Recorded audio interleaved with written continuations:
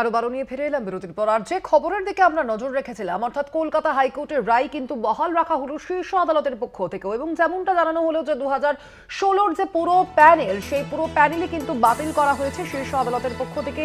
সেই রায় দানি করা হলো, কলকাতা হাইকোর্টের রায় বহাল রাখলো শীর্ষ আদালত। আপনাদের জানিয়ে রাখি, হাইকোর্টের রায় হস্তক্ষেপ করলো না সুপ্রিম কোর্ট, এবং সেই হস্তক্ষেপের প্রয়োজন নেই বলেও জানিয়ে দিল সুপ্রিম কোর্ট। আপনাদের জানিয়ে রাখি, আমরা দেখেছিলাম এর আগে যে কলকাতা হাইকোর্টের যে রায় ছিল, অর্থাৎ কলকাতা হাইকোর্টের বিচারপতি দেবাংশু বসাক এবং বিচারপতি মোহাম্মদ শব্বর রশিদের ডিভিশন বেঞ্চ মূলত এই 2016 যে নিয়োগ প্রক্রিয়া, সেই সম্পূর্ণ নিয়োগ প্রক্রিয়া বাতিলের রায় দিয়েছিলেন, এবং সেই রায়ের পরবর্তীতেই আমরা দেখেছিলাম যে চাকরি বাতিল যাদের হয়েছে তাদের বেতন ফেরানোর নির্দেশও দেওয়া হয়েছিল।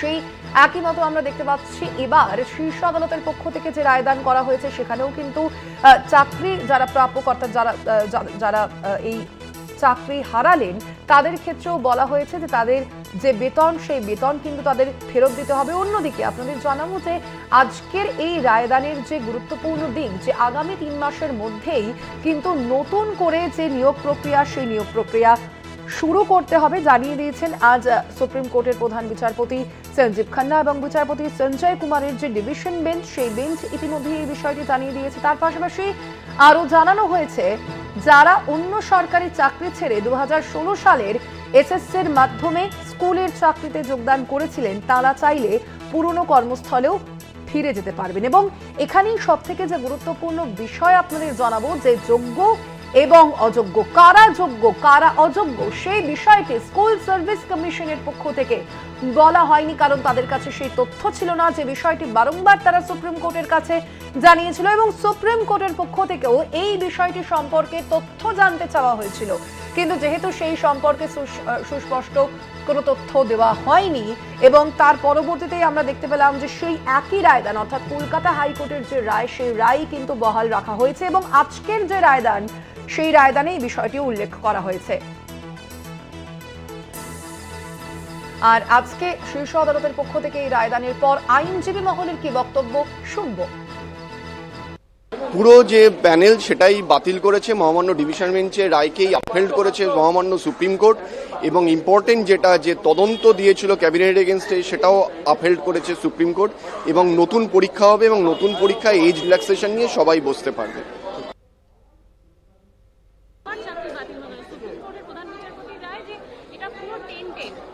দেখুন, প্রথমেই বলি, কলকাতা হাইকোর্টের যে রায়, সেই রায়টি বহাল রেখেছেন। পুরো সিলেকশন প্রসেস বাতিল, 3 মাসের মধ্যে নতুন সিলেকশন প্রসেস কন্ডাক্ট হবে, ফ্রেশ সিলেকশন প্রসেস। যারা tainted candidate, non listed candidate যারা চাকরি পেয়েছেন, যারা after expiry of the panel চাকরি পেয়েছেন, আমি আবার সাবমিশনের সময় নির্দিষ্টভাবে বলেছিলাম যে এক্সপায়ারি অফ দ্য প্যানেলের পরে এতজন চাকরি পেয়েছে, এবং সেকেন্ড রাউন্ড অফ কাউন্সিলিং এর পরে সব এক্সপায়ারি অফ দ্য প্যানেলে চাকরি দেওয়া হয়েছে, এবং ওএমআর শিট ম্যানিপুলেশনের ফলে যারা চাকরি পেয়েছে তাদেরও চাকরি বাতিল হয়েছে, তাদের প্রত্যেককে স্যালারি ফেরত দিতে হবে। দেখুন, 3 মাসের মধ্যে ফ্রেশ সিলেকশন হয়ে যাবে, ফলে 3 মাসের মধ্যে ফ্রেশ সিলেকশন হয়ে গেলে যা যতগুলো ডিক্লেয়ার ভ্যাকেন্সি ছিল সেখানে অ্যাপয়েন্টমেন্ট হবে, ফলে এই নিয়ে কোনো আরো কিছু বলার নেই। একেবারে প্রমাণ হয়ে গেল যে কিভাবে দুর্নীতি করে পশ্চিমবঙ্গে চাকরি হয়, এবং কিভাবে টাকার বিনিময়ে চাকরি হয়েছে আজকে ঘটনার পরে। সেটা কে আইডেন্টিফাই করবে, কে যোগ্য, এটা আইডেন্টিফাই করার দায়িত্ব ছিল তো এসএসসির, আইডেন্টিফাই করার দায়িত্ব ছিল বোর্ডের, আইডেন্টিফাই করার দায়িত্ব ছিল স্টেটের। তারা করেছে? তারা করেনি। তারা 3টে সংস্থা 3 রকম তথ্য দিয়েছে, এবং তাদের দায়ী নিতে হবে। পুরো রিভিউয়ের জায়গা কি এরপরেও খাচ্ছে? সেটা করতে পারে, সেটা নিয়ে মন্তব্য করব না। ভবিষ্যতে কি আইনজীবীদের বক্তব্য শোনালাম আপনাদের সামনে। আপনাদের জানিয়ে রাখি, এসএসসির যে শিক্ষক নিয়োগে ব্যাপক দুর্নীতির অভিযোগ উঠেছিল আমরা দেখেছিলাম, এবং তার পরবর্তীতেই কলকাতা হাইকোর্টে এই সংক্রান্ত শুনানির পর 2016 সালের সম্পূর্ণ নিয়োগ প্রক্রিয়ায় বাতিল করে দিয়েছিল, এবং এর ফলে 25,753 জনের চাকরি গিয়েছিল, এবং তার পরবর্তীতেই আমরা দেখেছিলাম পশ্চিমবঙ্গ সরকার এই রায়কে চ্যালেঞ্জ করে সুপ্রিম কোর্টের দ্বারস্থ হয়েছিল, এবং এই যে মামলার শুনানি, সেই মামলার শুনানি গত 10ই ফেব্রুয়ারি শীর্ষ আদালতে শেষ হয়েছিল এবং সেখানেই কিন্তু একাধিক বিষয় সামনে এসেছিল। আপনাদের জানাবো, এসএসসির 2016 সালের যে পরীক্ষা থেকে 26,000 নিয়োগের মধ্যে 5,485 জনের ক্ষেত্রে গড়মিল ছিল এবং সুপ্রিম কোর্টে সেই বিষয়টি জানিয়েছিল স্কুল সার্ভিস কমিশন। কমিশনের কি বক্তব্য ছিল যে নিয়োগ প্যানেলের বাইরে থেকে এবং মেধা তালিকায় গড়মিল করে এই নিয়োগ হয়েছে।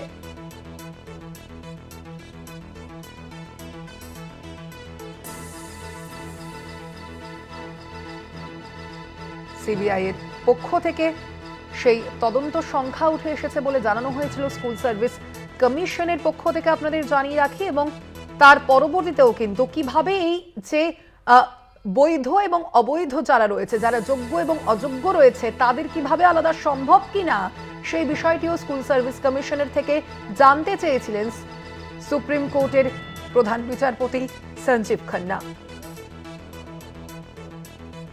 আপনাদের জানিয়ে রাখি, ওএমআর শিট মূল্যায়নের দায়িত্ব পেয়েছিল নাইসা নামে একটি সংস্থা এবং যে সংস্থা ডেটা স্ক্যানটেককেই এই দায়িত্ব দিয়েছিল এবং তার পরবর্তীতেও একাধিক যে তথ্য, সেই তথ্য নিয়ে বিভিন্ন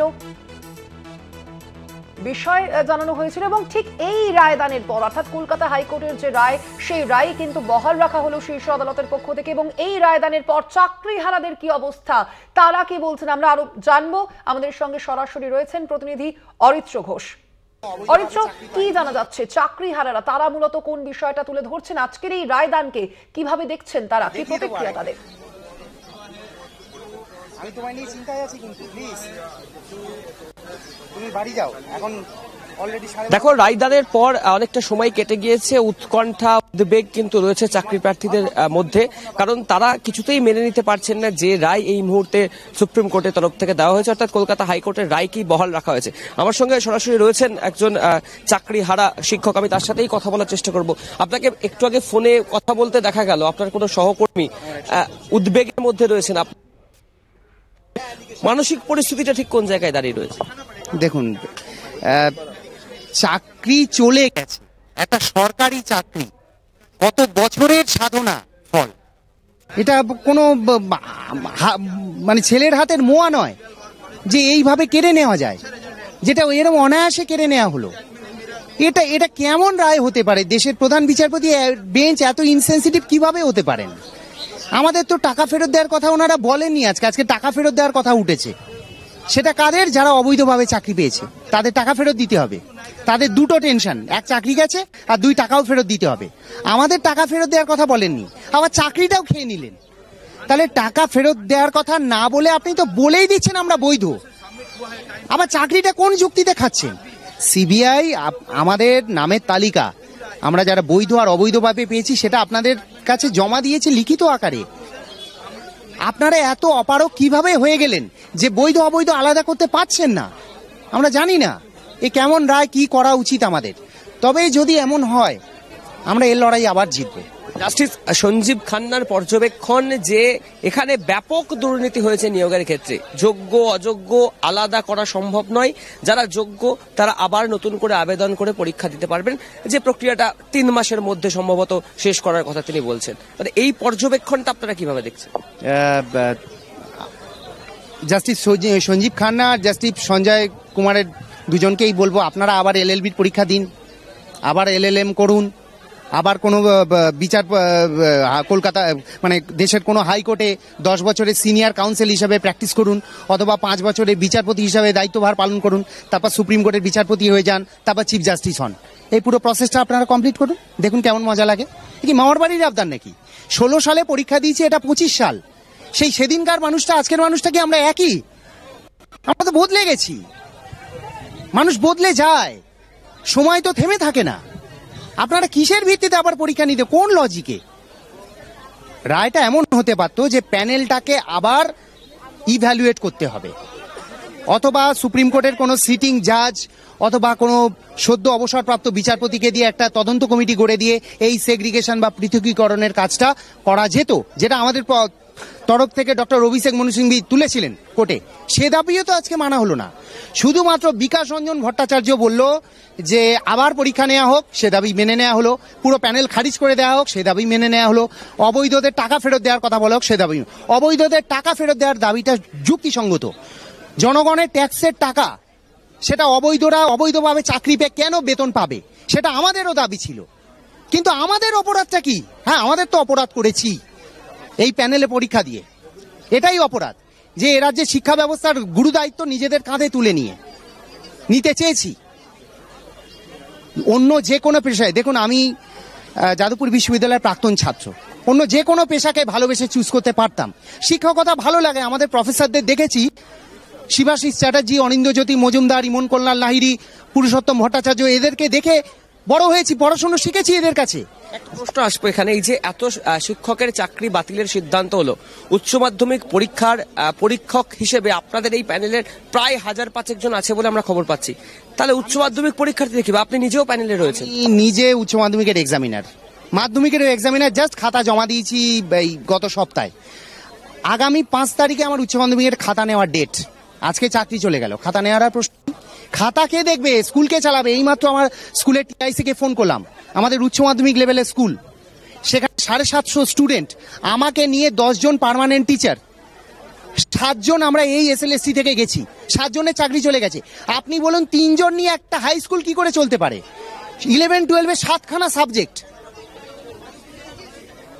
সেক্ষেত্রে তো উচ্চ মাধ্যমিক পরীক্ষার্থীদের ভবিষ্যৎটাও অন্ধকারের দিকে। একদম একদম। রেজাল্টও, উচ্চ মাধ্যমিকের রেজাল্টও ডিলে হতে পারে, অথবা খাতাও এরকম গড়ের মাঠের হিসাবে দেখা হবে। হ্যাঁ, সেরকম ভাবেই দেখা হয়ে জমা দেবে যে দেখা হয়েছে। একদম শেষ প্রশ্নতে আসবে, এই যে কলকাতা হাইকোর্টে দীর্ঘদিন ধরে শুনানি চললো, সাবমিশন হলো, এবং গত 10ই ফেব্রুয়ারি সুপ্রিম কোর্টের শুনানিও শেষ হলো। তারপর সুপ্রিম কোর্ট কলকাতা হাইকোর্টের রায়টাকেই বহাল রাখলো। এই যে গোটা প্রসেসটা, এই যে সাবমিশন, একের পর এক দিন শুনানি, বাদী পক্ষ বিবাদী পক্ষ, ডকুমেন্ট জমা দেওয়া, সিবিআই এর শুনানিতে অংশগ্রহণ করা, এই যে প্রসেসটা, এই প্রসেসটাকে আপনারা কিভাবে দেখছেন? দেখুন, আমরা কলকাতা হাইকোর্টে আমরা পার্টি ছিলাম না, আমাদের কোনো বক্তব্য শোনা হয়নি, প্যানেল খারিজ করা হয়েছে। আমরা সুপ্রিম কোর্টে গেছি, সুপ্রিম কোর্টে আমাদের দাবি আমরা রেখেছি। আমরা এই প্রত্যাশা রেখেছিলাম যে সুপ্রিম কোর্ট আর্টিকেল 14, যে আইন সবার জন্য সমান, article 16 right two employment, article 19 right two freedom of speech and expression, article 20-21, এগুলো আমাদের লঙ্ঘিত হবে না। দিস কাইন্ড অফ আর্টিকেল আমাদের ফান্ডামেন্টাল রাইট, আমাদের মৌলিক অধিকার, এটা এইভাবে ছিনিয়ে নেওয়া যায় না। ছিনিয়ে নেওয়া হলো। টাকা ফেরত দেওয়ার কথা না বলে আজকে সুপ্রিম কোর্ট বলে দিয়েছে তুমি বৈধ, তাও আমার চাকরিটা আজকে সুপ্রিম কোর্ট কেড়ে নিয়েছে। এর উত্তর সুপ্রিম কোর্টই দিতে পারবে। আর যে বিচারপতির বাড়িতে টাকার বান্ডিল পাওয়া গেছে, তিনি যদি অবৈধ হন বা তিনি দুর্নীতিগ্রস্ত হন, তার মানে কি এটা সত্যি যে দেশের পুরো বিচার বিভাগ দুর্নীতিগ্রস্ত? এমনটা তো নয়। আমরা কেউ কথা বলছি না এই প্যানেলে সবাই বৈধ। এই প্যানেলে কিছুটা অবৈধ আছে আর কিছুটা বৈধ আছে। সেই তালিকা সিবিআই, স্কুল সার্ভিস কমিশন জমা দিয়েছে। তাহলে হঠাৎ এই হলো কেন যে যোগ্য অযোগ্য বিচার করা? সুপ্রিম কোর্ট জানে, তাদের কোনো রাজনৈতিক অভিসন্ধি আছে কিনা জানে। আমরা তো দেখতেই পাচ্ছি কলকাতা হাইকোর্টের এক বিচারপতি তার অবসরের আগেই তার পদ থেকে সরে গিয়ে একটা রাজনৈতিক দলে গিয়ে যোগ দিচ্ছে এবং ভোটে জিতেও যাচ্ছে। আমরা দেখেছি প্রাক্তন প্রধান বিচারপতি রঞ্জন গগৈ, যার নামে ধর্ষণের মামলা ছিল,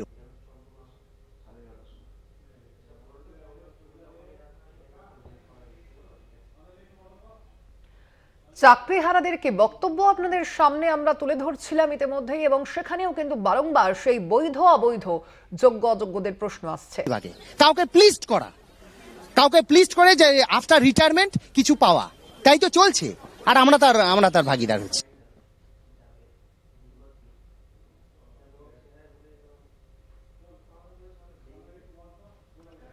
কলকাতা হাইকোর্টের রায় বহাল রাখলো শীর্ষ আদালত। আপনাদের জানিয়ে রাখি, হাইকোর্টের রায়ে হস্তক্ষেপই করলো না শীর্ষ আদালত। এবং যেমনটা রায় আপনাদের জানাচ্ছিলাম, যে আগে আমরা দেখেছিলাম যে কলকাতা হাইকোর্টের বিচারপতি দেবাংশু বসাক এবং বিচারপতি মোহাম্মদ শাব্বার রশিদি ডিভিশন বেঞ্চ যে রায় দিয়েছিল, অর্থাৎ 2016 সালের যে নিয়োগ প্রক্রিয়া, যে প্যানেল, সেই পুরো প্যানেল বাতিলের নির্দেশ দেওয়া হয়েছিল এবং সেই একই নির্দেশ কিন্তু বহাল রাখলো সুপ্রিম কোর্ট। আমরা দেখেছিলাম তার পরবর্তীতেই হাইকোর্টের নির্দেশকে চ্যালেঞ্জ জানানো হয়েছিল এবং সেই নির্দেশকে চ্যালেঞ্জ করে শীর্ষ আদালতে মামলা করেছিল রাজ্যের শিক্ষা দপ্তর থেকে শুরু করে এসএসসি, এবং দফায় দফায় মামলা করেছিল চাকরিহারারা, এবং কেন্দ্রীয় তদন্তকারী সংস্থা সিবিআই তারা এই মামলার তদন্ত করছে আপনারা জানেন, এবং সেই তদন্ত তারা করবে বলেও আজ একদিকে যেমন জানানো হয়েছে, তার পাশাপাশি আরো যে বিভিন্ন বিষয় উল্লেখ করা হয়েছে আজকের এই রায়ের ক্ষেত্রে, সেখানে কিন্তু বলাই হয়েছে যে আগামী 3 মাসের মধ্যে নতুন নিয়োগ প্রক্রিয়া শুরু করতে হবে। আরো জানানো হয়েছে সুপ্রিম কোর্টের পক্ষ থেকে যারা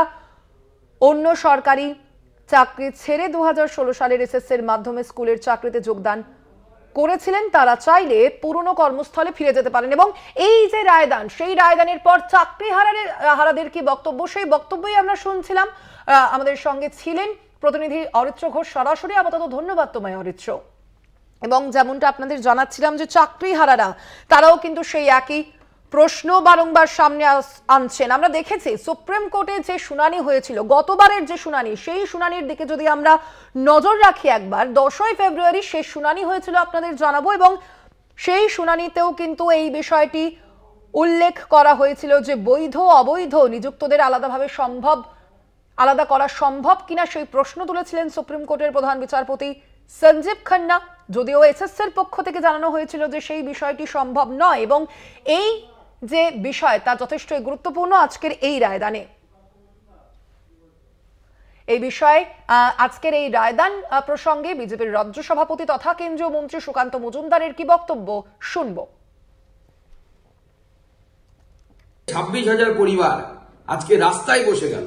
এর জন্য যদি কেউ দায়ী থাকে তা হচ্ছে সে হচ্ছে তৃণমূল কংগ্রেস, এবং তৃণমূল কংগ্রেসের সর্বময় কর্ত্রী মমতা বন্দ্যোপাধ্যায় এবং তার চেলাচামুন্ডা, যারা লাখ লাখ টাকা নিয়ে এই চাকরিগুলো, কিছু চাকরি এর মধ্যে থেকে 26,000-এর মধ্যে থেকে যারা অযোগ্য তাদের চাকরিগুলো দিয়েছিলেন। আমার প্রশ্ন হচ্ছে, মমতা বন্দ্যোপাধ্যায়ের এসএসসি, স্কুল সার্ভিস কমিশন, রাজ্য সরকার কেন যোগ্য এবং অযোগ্য এই পৃথকীকরণ কেন করে দিলেন না?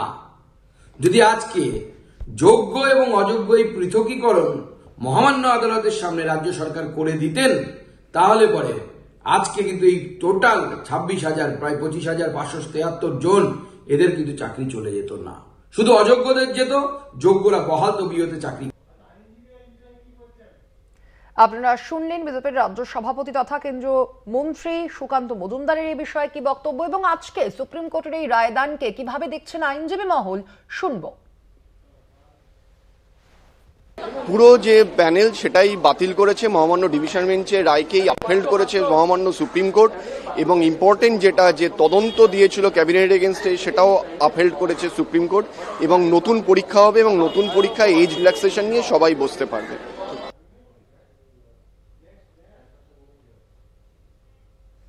প্রথম দিন থেকে বলেছি যে সঠিক তথ্য দেয়নি, না এসএসসি দিয়েছে, না বোর্ড দিয়েছে, না সরকার দিয়েছে।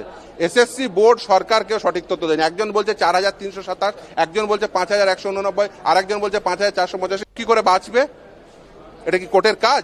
আপনারা যারা আর্টিকেল 12 অথরিটি 3 জন 3 রকম তথ্য দিলেন, কারোর সঙ্গে কারোর তথ্যের মিল নেই।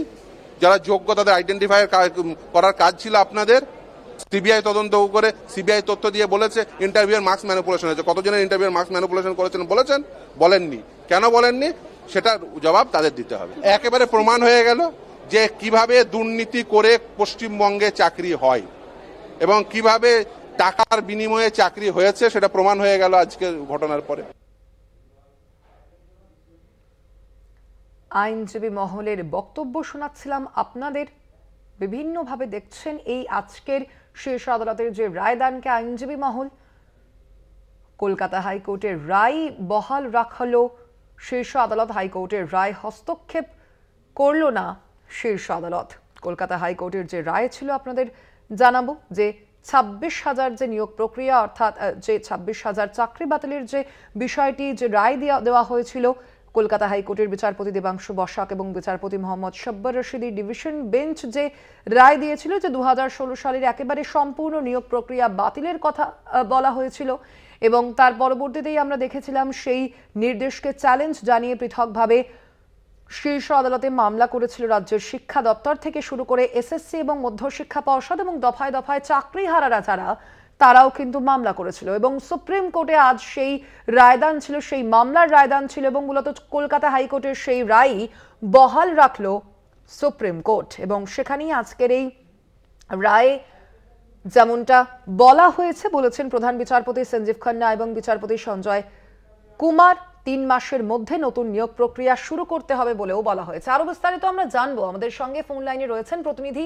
পীযূষ কান্তি নাগ। পীযূষ দা, যে বিষয়টা জানতে চাইবো যে আজকের যে সুপ্রিম কোর্টের রায়দান, সেই রায়দানের পর কিন্তু একেবারে ভেঙে পড়েছেন চাকরিহারারা এবং তারা যে বিষয়টা বলছেন যে বৈধ এবং অবৈধ, যোগ্য এবং অযোগ্য তাদের কেন আলাদা করা গেল না, সেই বিষয়টি আজকের এই রায়দানের ক্ষেত্রে কতটা গুরুত্বপূর্ণ থেকেছে? দেখো, এটাই কিন্তু এই রায়ের মূল বিষয়। অর্থাৎ যোগ্য এবং অযোগ্যদের যদি আলাদা করে একটি তালিকা সুপ্রিম কোর্টে জমা পড়তো বা হাইকোর্টে জমা পড়তো, তাহলে কিন্তু আজকে যোগ্যরা এই চাকরি থেকে বঞ্চিত হতেন না।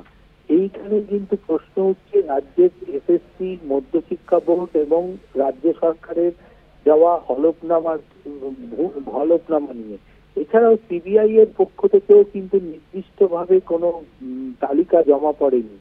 2022 সালে যখন কলকাতা হাইকোর্টে এই মামলাটি চলছিল, তখন সিবিআই এর পক্ষ থেকে একটি হলফনামার মাধ্যমে বলা হয়েছিল যে ওএমআর সিট খতিয়ে দেখে তারা 8000 কিছু প্রার্থীর তালিকা তারা পেয়েছে, যে যারা ভুয়োভাবে চাকরি পেয়েছে বা বেআইনি প্রক্রিয়ায় চাকরি পেয়েছে।